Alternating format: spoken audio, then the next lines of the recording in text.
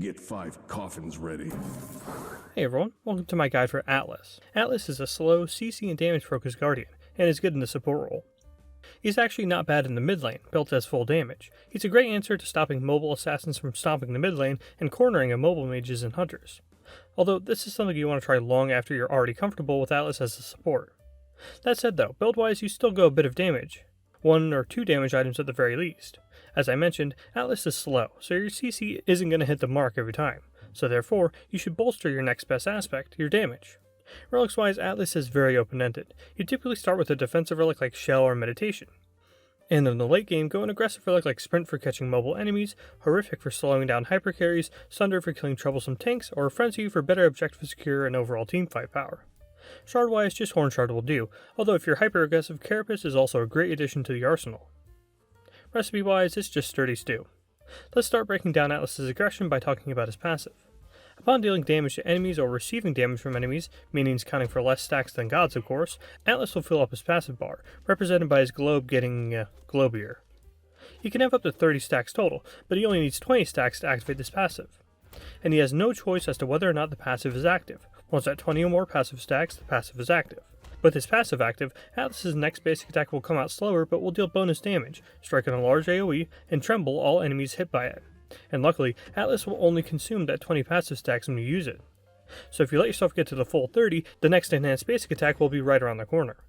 And as I mentioned, you don't have a choice as to whether or not this next basic attack of yours will be enhanced or not. If you have 20 stacks, or more, you're using this enhanced basic attack.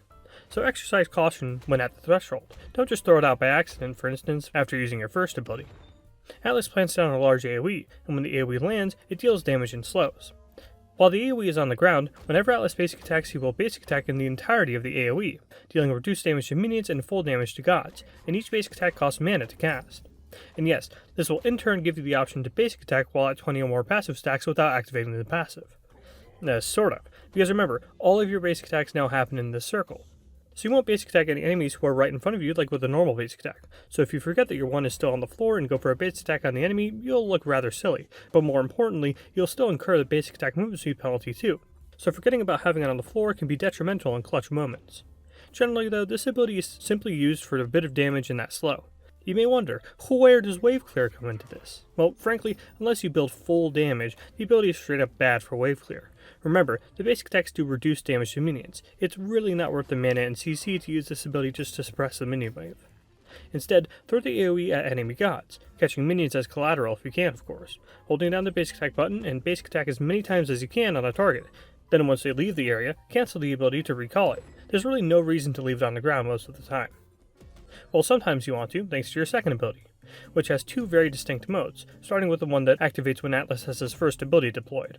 When Atlas's first ability is deployed, his second ability will, after a short delay, pull all enemies towards the center of the AoE, then root them, and then finally knock them back, towards wherever Atlas happens to be, so you can activate this ability in one location, then move to the left or to the right to fine-tune where the knockback will displace any enemies hit by the ability. That is, if they get hit. The crux of this ability is clear. It is slow. To get this, you basically have to 1 and then mash 2 to get the 2 started as fast as possible, and then even then, at plenty of distances, most characters will be able to walk out of it. So this version of the ability is best used when you're teaming it with other teammates' CCs, whether it be minor things like slows or major things like stuns or roots, to ensure that your intended targets get snagged by this ability.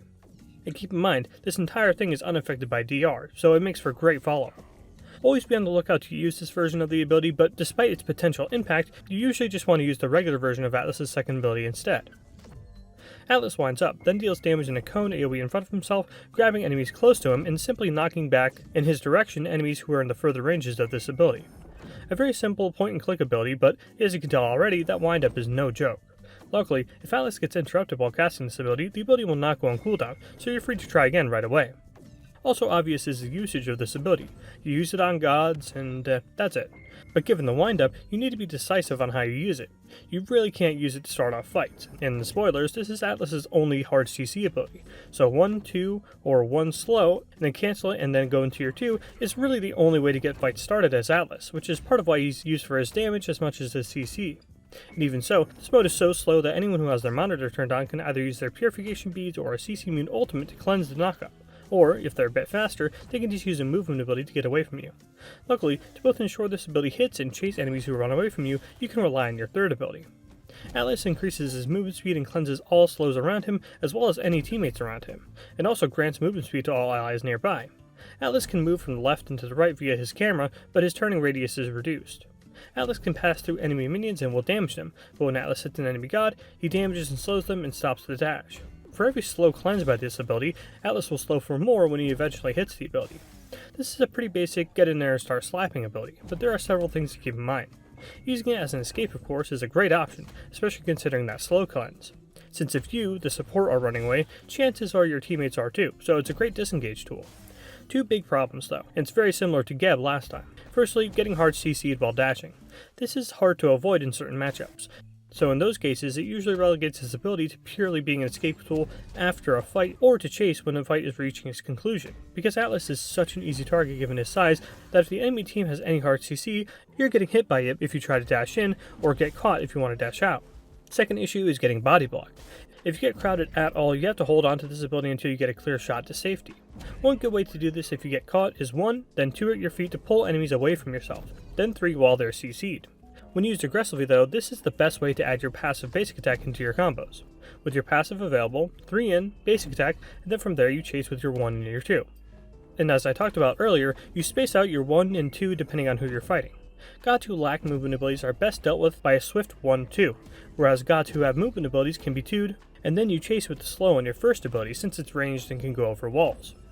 Finally though, if you're already in an enemy's face and you want to quickly finish the kill or just keep them CC'd, you can genuinely just dash into them to slow them and get a good basic attack cancel too. Remember, the ability has a lot of flaws, so sometimes it's really best just to dash into someone's face for the bonus damage. But if it's damage you're after, few guardians can match what Atlas does with his ultimate. Atlas summons an AoE on the ground which deals damage over time, and each tick of damage reduces the enemy's protections as well as reduces their power for every tick by a percentage. And the ability grows in size as it goes. This ability lasts for 5 seconds before it reactivates itself, and that size growth only affects the reactivation of the ability. Atlas can reactivate this ability at any time, and upon reactivation, deals damage and shoots the AoE forward, which runs along the ground throughout the entirety of the map. Wow, so Guardian ultimate that just does damage, and that's it, huh? So this is what makes or breaks Atlas depending on your team composition, because if your team can pick up the slack in terms of CC, this ultimate is a great tool to have, but if your team is lacking in overall CC, this ability will struggle to have an impact. That's more something to keep in mind during the pick phase back in the lobby, so how do you use it once you're in the match? It's very simple. As soon as you see an opening on a target, you use this ultimate. You always want to use this ultimate first before any other ability thanks to the protections reduction if you can. So if you have a target with no movement ability, you can do your typical 3 in, but ult before doing anything else. This goes for any order of combo you're trying to do. Trying to 1-2 for instance, now you want to 1, ult 2 instead. Hit a raw pull with your 2, slap the ultimate on top of them before chasing with your 1 and your 3. This all works thanks to the reactivation portion of this ability. You can apply the protections reductions a few times, and then if they use a movement ability to get away, who cares? As soon as they dash or leap away, you just fire this ability in their direction, using the slow on your 1 or 3 as needed to ensure that it hits. Speaking of which, should you ever try to snipe people across the map with this? Not really. Half the battle is that damage over time and protections reduction. Just using this ability raw at very long range won't do very much. Obviously, if you see a chance to snipe someone with this ultimate when they're at very low health, absolutely you can go for it. But when you do go for it, you'll quickly notice just how little damage the ability does on its own, so use it this way sparingly. Let's explore more optimal ways to use this ability with some combos. 1, 2, and as they're being pulled by the 2, 3. 2, pull, if you only knocked up, 1 them immediately to slow, then chase with your 3. 2, pull, if you grab them, turn around and 3 to slow while throwing them into your team, and then use your 1 to chase. With your passive active, 3, basic attack, ult. 1, if they have a movement ability, chase with your 2.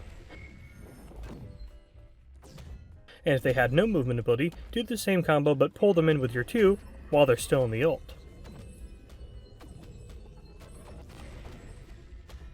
Ult, 1, 2, and chase with your 3 and ult reactivation.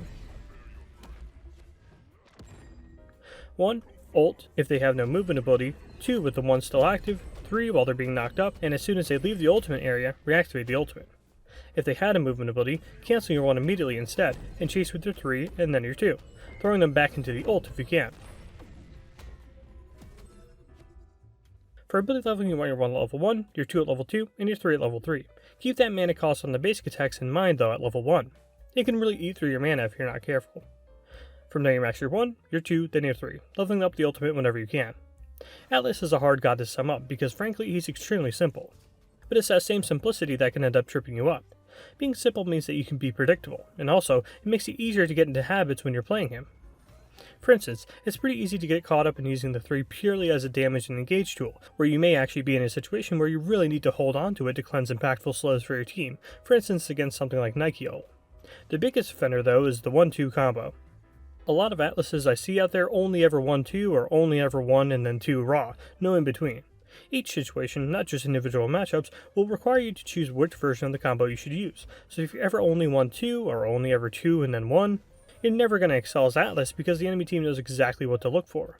Now it may seem like I'm waffling a bit, and that's true, because when Atlas works, he's great, and when he doesn't, he's terrible.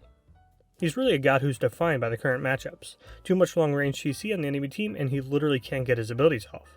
And not enough CC on his team means his role as a sort of supplemental damaging tank can't really exist, since he has nothing to supplement. But get him on a team with enough CC from your warrior and or assassin, in addition to being against enemies who lack serious movement or rely on slows to get kills done, and Atlas is a complete powerhouse, and frankly incredibly easy to play. So in picking and blind them, he's a bit of a risk, but a nice part about Atlas is that he's never completely useless. In his bad matchups, sure, he's easy to kill, but he always brings that damage to the table, both in forms of poke and straight up burst combos. That makes Atlas great as an option of a support pick that can truly carry games all on his own with swift combos and unpredictable uses of his abilities. That's all I have on Atlas for now. Thanks for watching.